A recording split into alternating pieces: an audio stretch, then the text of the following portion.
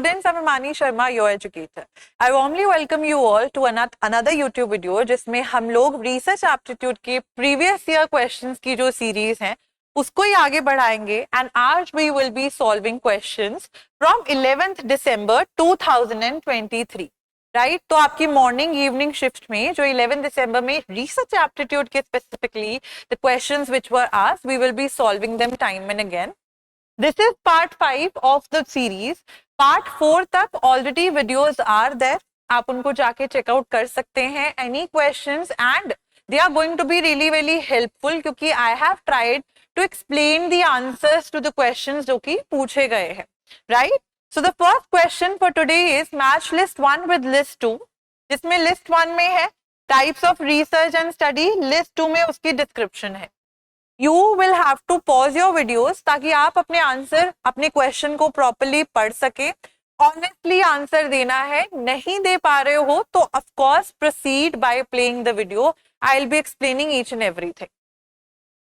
The right answer, you can pause your video if you feel like you need extra time because of course आप लोग को extra time चाहिए होगा. The right answer to this question is let's match. Basic research क्या होती है, नाम से ही पता चल रहा है, जो कि बेसिक हो. A study that tests or expands on theory. किसी भी थ्योरी के लिए आप एक बेसिक रिसर्च करते हो और उसी के ऊपर आगे चल के रिसर्च होती है. That is known as basic research. Correlational research हमें इन चीजों के बारे में बताती है कि हमारी रिसर्च में जो 2-3 चीजें जिनको we are trying to compare, अगर हमने एक एग्जांपल करा था कि smoking leads to lung cancer, how both of these things are related to one another, how they are correlated to one another. ठीक है. Then we have case study. Case study जो है इन डेप्थ स्टडी होती है of a single और few individuals, देखने के लिए कि उनके changes affects the person's behaviour. आसपास में एनवायरनमेंट चेंज हो गई, लोग बदल गए, उसकी वजह से how their behaviour has changed. तो इस तरीके से हम उसको केस स्टडी मेथोडोलॉजी कहते हैं. लॉन्गिट्यूडिनल स्टडी होती है a group of participants is observed and measured over time. आपने 5 लोग चूज कर लिए कि उनको आपने बचपन से देखना है, बचपन से लेके 18 साल तक की उम्र तक what changes mentally they are going through. तो आप सेम पार्टिसिपेंट्स को longer period of time for 18 years तक आप उनके ऊपर रिसर्च करोगे. That is longitudinal study. Let's try to see if A is to 4, B is to 1, C is to 2. A is to 4, B is to 1, C is to 2 and D is to 3. Option B हमारा सही answer है. Next question है open ended questions के सर्वे research में characteristics you are supposed to identify.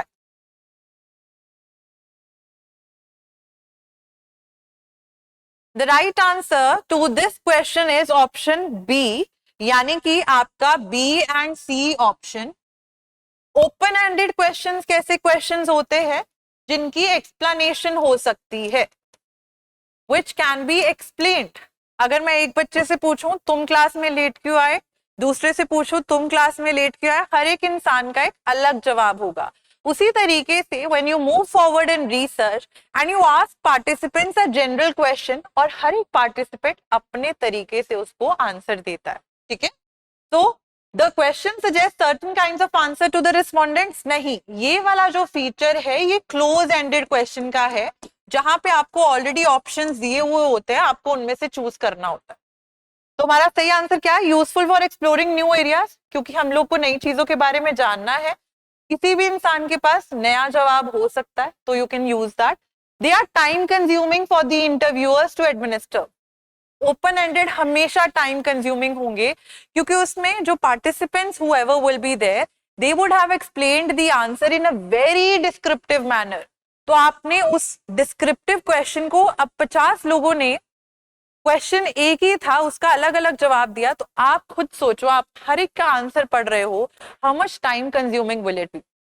Close ended जो आपके surveys होते हैं वो ज्यादा टाइम कंज्यूमिंग नहीं होते क्योंकि उनमें आपने ऑप्शंस दिए होते हैं, तो आप सिर्फ परसेंटेज या एवरेज निकालते हो कि इतने लोगों का मानना नहीं है, इतने लोगों का मानना मे बी है, इतने लोगों का मानना हाँ है. ठीक है. तो ऑप्शन हमारा B and C which makes it option B. Right answer है which among the following types of variables cannot be rank ordered? इनमें से कौन सा वेरिएबल टाइप ऑफ स्केल है जिसमें हम ऑर्डर नहीं देखते हैं? वेरी इजी क्वेश्चन, 11 दिसंबर 2023 में ही पूछा गया अभी recently. The right answer to this question is option A. Nominal में कभी भी हम लोग जो हैं वो रैंक नहीं करते हैं. ये चीज याद रखनी है. हर एक स्टेज जो है, हर एक आपका जो स्केल होगा वो इसी तरीके से होगा. पहले नॉमिनल आएगा जिसमें आप सिर्फ चीजें नेम कर पाओगे. N for nominal, N for naming, O for ordinal and O for order. यानी कि आपने नेम भी दे दिया, ठीक है. सेकेंड वाले स्केल में हमारे पास नेम भी होगा, ऑर्डर भी होगा. आप लोगों को कह रहे हो फर्स्ट, सेकेंड, थर्ड. आपने बच्चों को पोजीशन का नाम दे दिया, फर्स्ट, सेकेंड, थर्ड, और आपने एक ऑर्डर में दिया. आई में क्या होगा? I is known as interval scale. इसमें ओ के सारे कैरेक्टरिस्टिक्स होंगे, यानी कि नेम भी होगा, ऑर्डर भी होगा और एक इंटरवल भी होगा. 0 to 10, 10 to 20, राइट, 20 to 30. यहाँ पे 10-10 के इंटरवल का डिफरेंस है. लेकिन इन आई इंटरवल स्केल में आपका 0 जो है वो 0 नहीं होगा. 0 विल बी आर्बिट्ररी. यानी कि एक एग्जाम्पल देखते हैं. छोटे बच्चे जो इन्फेंट्स होते हैं उनका साइज 0 होता है कई कंट्रीज में. 0 का मतलब ये तो नहीं है कि अब साइज ही कोई नहीं है. It just means that 0 has some other value. R जो है it stands for ratio scale, जिसमें हमारे नेमिंग भी होगी, ऑर्डर भी होगा, इंटरवल भी होगा. लेकिन इसका फीचर क्या है? यहाँ पे ट्रू 0 होगा. यहाँ पे 0 का मतलब 0 ही होगा.